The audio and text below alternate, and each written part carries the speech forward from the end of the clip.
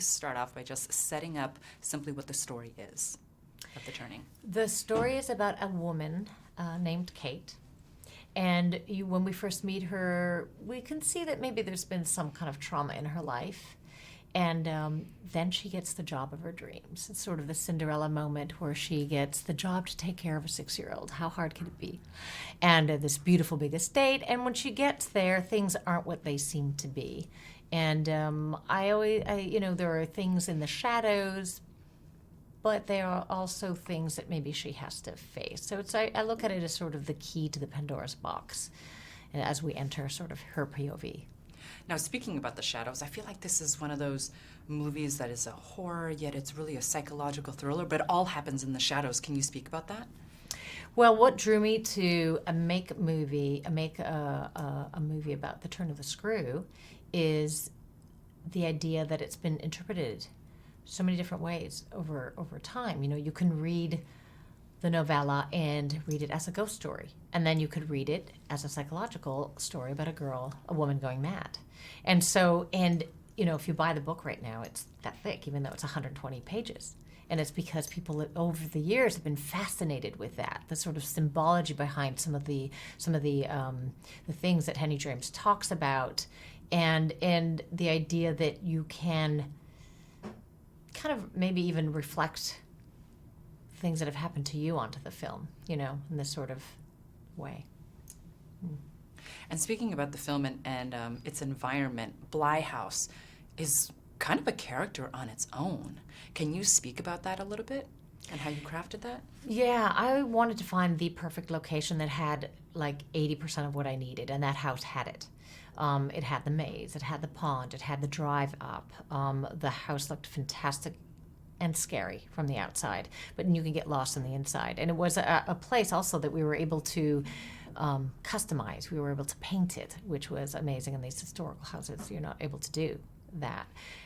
So it was really a character in the way that you could get lost in the halls and lost in the shadows of it. And of course, the kids being more mischievous, they had control over that, where Kate sort of is kind of unraveling in it. So speaking about you as a storyteller, you're such an incredible visual storyteller. Can you talk about the ways in which you made this such a visual feast on the screen? Well, I start with painting. I do watercolor painting, so I find sort of the characters through drawings and kind of, shaping them that way. And then through, storyboards. I do little storyboards as well, and also map out, because I'm a photographer as well, so I kind of can map out, the arc of how the story unfolds. In the beginning, it's much more composed. Kate's small in the frame. The environment is large. She gets engulfed, and as the film goes on, it's a little bit more claustrophobic. The camera starts going handheld, and by the end of it, we're wide and close and erratic. So, things like that all kind of are layers of telling the story. I tell the story also through color. Like from a distance, you see Kate's room, and there's these beautiful crimson reds in the pillows and as the details of the comforter. But then you get close, and they're all torn and ripped and have this, age and decay to them. So things like that. It's just all kind of parts of building the world.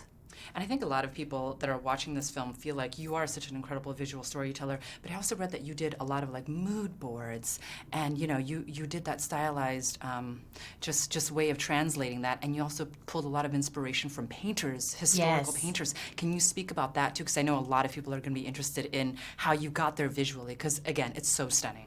Well, meeting Packy Smith, who's my production designer, we both kind of drew on paintings, and that's what made us click, because we had the same sort of background in art, in painting and stuff. So when he came and he introduced some of the painters like Frederick and Brooklynn, and so we had this sort of mutual, wow, this is such a great place to draw from, because Brooklynn had these amazing ghostly figures in his paintings with these big, tall cypress trees, and there was a mood to them.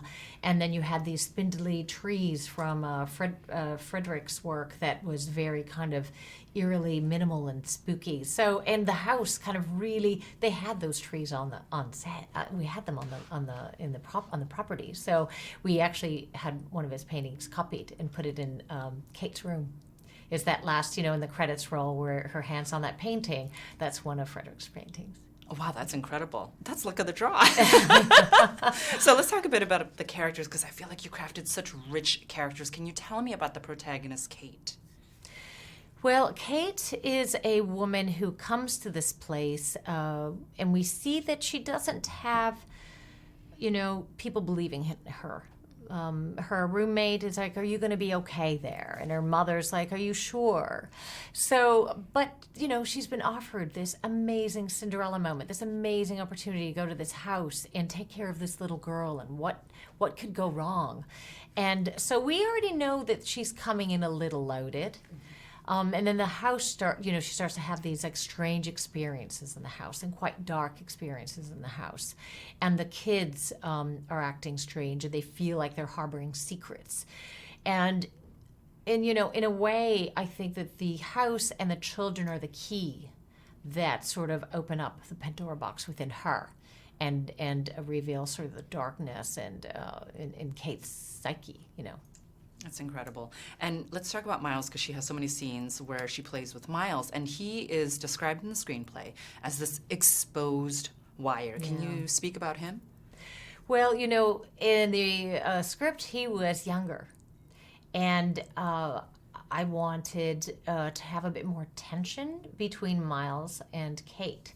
So we upped him in age, and I'm sorry. Oh, it's okay. And Finn was perfect for that role because he feels to me like he looks like a dark angel. There's something quite angelic about him and his pale skin and dark locks. And this was a very kind of different role for him, too. So I thought, this is going to be very unexpected and a great challenge for him. And so he can be, very friendly with Flora, but then also have this other side that's kind of unexpected. And as shocking it is for us, it's shocking for Kate as well, because we know Finn Wolfhard, and he's fun. But, they come as sort of unexpected moments, and there's this idea that he is navigating through sort of a handed down bad influence from Quint. There's this sort of, does Quint still have his claws into Miles? And that's the thing that Kate's character has to grapple with. Can she save the boy, or can she not? Is it too late? So this movie for me, a little bit scary, a little bit too much. Okay. So I have to ask you, what scares you as the director? You created and crafted this. What scares you? I think what scares me is not getting all the things that I need to get done in my life. I'm constantly working, constantly putting myself in situations of the unknown, sort of, the mysteries of challenges, of putting myself in situations that I've never been in. And that's why I think I kind of bounce around from different mediums. I go from photography to music videos to film, and then TV as well. Oh, yeah. Where is the buzz? You said was mine. Where is the buzz?